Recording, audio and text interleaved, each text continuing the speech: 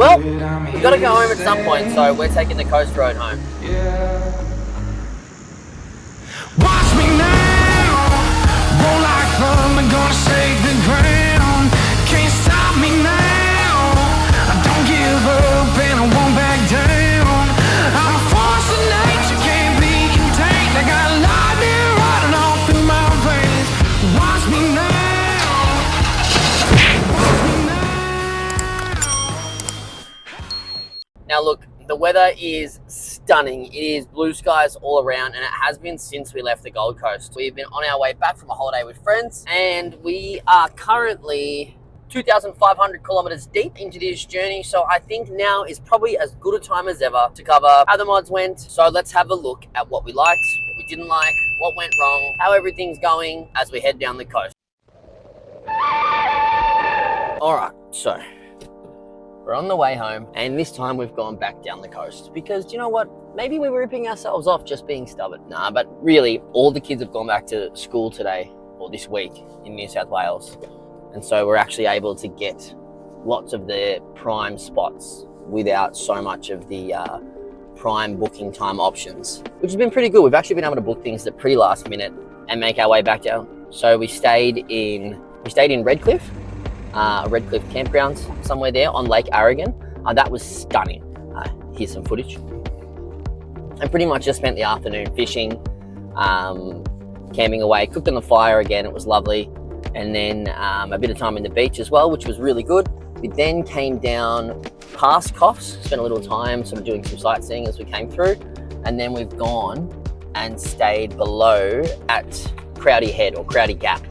This was a stunning beach, like absolutely amazing. Spent pretty much the whole afternoon here drinking beer and fishing into the surf. We stopped at a local bait shop, and I think that it was the best interaction with the local we've had while we've been away. Absolutely just spent the entire time roasting us being from Victoria. And then we stayed at Crowdy Gap. Now, Crowdy Gap was amazing. We had pretty much every version of wildlife visit us. We had goannas, we had bandicoots, we had everything in between. We caught fish. It was just a raid. They got greedy on Max's hook, but it was absolutely amazing just to fish out into the surf for pretty much the first time in our life. We got some really good advice. And now we're headed home. We've just spent the night just above Bateman's Bay. And while a stunning place, I think we're definitely ready to head home. It's been 2 weeks on the road, and so we've got some learnings. The good stuff. Look, the camp setup was freaking incredible. There were nights where I would wait out the storm, wait out the rain, not set up until the fire was less smoky, many things. Truthfully, it was roughly 3 minutes and 25 seconds between the tent, me parking, the tent opening, and my stuff being inside there ready for me to crawl up there and set it up. That was absolutely the biggest win of this trip. It made everything feel less terrible about getting somewhere late. I didn't mind staying in town a little longer, having dinner at the pub, because I knew I could just come home, throw the thing up, or come back to camp, throw the thing up, and I'm ready. That was really cool. There are some mods I would make to the tent. It definitely needed some help with airflow. I think with the rain cover on top of it the way it is, it definitely traps a bit of condensation. And I can open that flap, so maybe I'll experiment with that long term, but I didn't want to get the canvas wet, so I left it how it was. I think I'll do something cool with some PC fans or something clever so it's all USB powered up there. If you've got an idea, please let me know. I'm keen to see all of them, or if you've got links to videos, drop them in the comments below. I definitely want to see the smartest ideas and pillage them, because maybe I'm not that creative. But having my little Ryobi 12 volt, 18 volt fan, that definitely made a difference. The night it went dead, I nearly cried because I overheated. Yeah, maybe there's something I can put an extra rain fly over it if I know I'm going away for a really wet weekend. That might be the way to do it here. Ooh, big bit of full driving coming up. This track's not bad, it's just little roughing spots. Oh my god, and there's cars everywhere. Look at that Ranger. Don't worry, I'll climb the mountain. You just go straight. Thank you. Yeah, great. Righto. So, what else went well? The tent size was great. I think it would be good even with 2 people. You would have less room to whip around, so you'd probably get set up a little early, but with 2 people, that's not that bad. The next best thing I did was the rear bench. That thing is a game changer on my thing as I climb another mountain here. Woo. Rear bench made all the difference in the world. It genuinely meant I didn't need my table much, so I'm really glad I downsized my table to the roll top one. So I didn't use it a lot, only if we were sort of cooking extravagantly or I needed to cut things or I had no other space. But truthfully, I may pack it less or not pack it at all sometimes, especially if I get some caravan leveling steps, because I probably need them for the rooftop. I didn't realize it was such a big thing when you're at the top. The other thing that worked really well was the kitchen stack.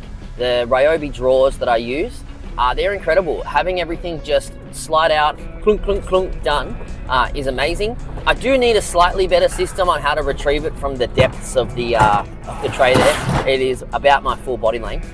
And because of that, you got to crawl in there to get it, and that's a bit dirty sometimes, so we'll deal with that. But it was amazing, and my first long trip with it, and I love it. So I'll be doubling down on that and figuring out a slightly better solution with the toolbox as well. Another thing that worked really well, and I didn't realize I'd overpacked on, was tools. While I'll always carry tools to fix the car, I think that I probably don't need as much in terms of pegs to hold things down. While my awning did suffer a death fate for the 1 second it wasn't pegged in while I was setting up, I didn't need as much, so I'll probably carry a little bit less in terms of those things with this new setup. At the very least, less manual pegs, because I've got the screw-in ones for my gun and whatnot, so that's probably the way to go. I am all ears about some new tie-down gear. The brand tie-down gear has now appeared in BCFs around the country, so I'm pretty keen to get those going and see how it goes. I think with the elasticity in some of their points, they find it's a little better. I think that's why the old caravan ones used to have springs, so that there was a bit of pull in it and it didn't quite flap it out of the ground or the tension. Look who I've just spotted on the road. G'day fellas. Oh, they're cute. Little black ones. How good. Another night at camp. Look, thanks for watching today, but we've got a special surprise for everyone. So we've actually gone and turned some of our best travel photography into some Bad Ideas Adventures t-shirts for the people that have bad ideas in your life. So camp first, think later. Now these come in black, white, any color you can think of, green, pretty much every size I could get available. You've now got the option of it. So for the person in your life who likes the 4-2 River, there you go, you can get my t-shirt. But as a special treat, we've turned some of our best photography into a t-shirt. So fish first and think later. Now you might recognize that's like Arrogant from the last episode. And yeah, get on board. So here's the things that suck about my setup. Well, this sucks. Right, so right. Go on, go again. Great call, that was f***ing me off. Radio check. Alright, here's the things that sucked about my setup. So, number one, the awning. Look, this Dune 4-wheel drive one has been absolutely perfect for me in terms of what I've needed it for over the years. It's absolutely treated me the best. It's always bounced back. It's never gotten moldy, ripped, terrible, whatever. But I didn't have it tied down or have someone help me hold it down for a period of time, thinking it was all fine and still, and a gust took it up and over and bent the whole thing backwards. So look, it still works, it's still a bit functional, but it definitely needs upgrading. I think it's time for a 180, and then hopefully with a 180 I could move it a little further back off the front of the car because it looks a little ridiculous right now. But to do all of that, I probably need some roof spines and a roof tray, and to get rid of these awful clamp-on roof racks, which, to be fair, have done me a solid, but they'll probably be the first thing to go when I come home. The next thing that happened was my roller cover gave me some stress. Just as I had finished shopping locally, before I'd gone to Max's to meet him to even take off for the trip, my roller shutter decided it no longer wanted to stick its little teeth out into the tracks and close. so it was just rolling open by itself. That was pretty stressful, so I think I've got to really look at the engineering of that again and see what causes that when it does. It just magically went back at some point. Some of the drains have come off it already, which is not ideal. If it does bucket rain or I need to wash it intensely, which I do now, but we'll see. It's going pretty well for the moment, and it should repair up pretty good after a wash and sort of once over with a few adjustments. The other thing I'd really like to fix about the rear of the car, and it probably goes hand in hand with adjusting that roller cover, is the dust in the back. Oh my God, so much dust. It was insane. And, you know, I kind of knew that it was a thing already from having my ute, or like, you know, the other trips where the top was better sealed than it is now, I'd say, with the tonner. But it just needed a lot more protection. So I'll definitely get myself one of those fancy dust kits and see how it goes, and then work a bit harder at the roll top itself in terms of sealing, because everything is just brown in there now instead of like that nice rhino wrap black. But nothing that can't be fixed. It's just something I figured out along the way. Another thing I really need to address is my fancy water system. Now, it spits out water when I need it. It's a little aerated, and maybe aerated is better, I'm not sure, but it just doesn't quite work how I want it to. It leaks in spots, and everyone's gonna laugh at me probably, but I bought, and feel free to laugh at me, but I bought a dribble-proof fitting that had the perfect hose fitting on the end of it to fit the silicone hose that came with the companion water tap. Now, I wasn't thinking very hard. I was just wanting to get on this trip. It was the week before I went, etc., etc. 90th trip to Bunnings. I'm over it. And dribble means dribble proof for the jets that it would be attached to if it was part of a water spraying system, which is what it's from, not for the fitting itself. The fitting itself has an aerator that dribbles. So when the pressure's high in the line, it dribbles out from the bit near the tap. Now, that is annoying for me because I've had to have it upright throughout this trip. But I also found some leaking in the back of the tub. So I think I'm just gonna have to learn how to use like the shark bite PEX pipe fittings like I probably should have in the first place, but here we are. You know, these are the things you learn. We'll figure it out and get that changed a little bit. I also really need to address like the fridge slide. I kind of just wedged in pieces of timber thinking it would stay. They did not. They got rattled loose very many times. But I did end up swapping the side of the tap in the fridge from where I originally had it, which made a lot of sense in terms of usability. It didn't make a lot of sense in terms of where I put the charger for the water tap, so I have to like unplug the whole thing just to get it charged. And it did make a lot of sense in terms of the roller cover hitting the top of the fridge. It's got, you know, probably -1 millimeter of clearance, so I can bonk it through, but it's not good for the fridge long term. So I will do something, hopefully adjusting the roller top addresses that, but it's something we're gonna have to fix. So I guess we're gonna have to do a fix it up episode, but I think I'll do it slowly. I think I really wanna like think hard about the thing next to the fridge. I wanna build it out so it holds a couple of cups, so it holds a drink bottle and something else, and the dishwashing gear and things like that. A little bit of a kitchen caddy on the side of the fridge, without blocking it, because I really like all the stickers we collected on this trip. That was really fun, and something I'll continue to do, I think. It kind of just is a nice, this has been everywhere with me. I would like to fix a bit of this interior spacing. As you can see, everything kind of feels like it's on top of me.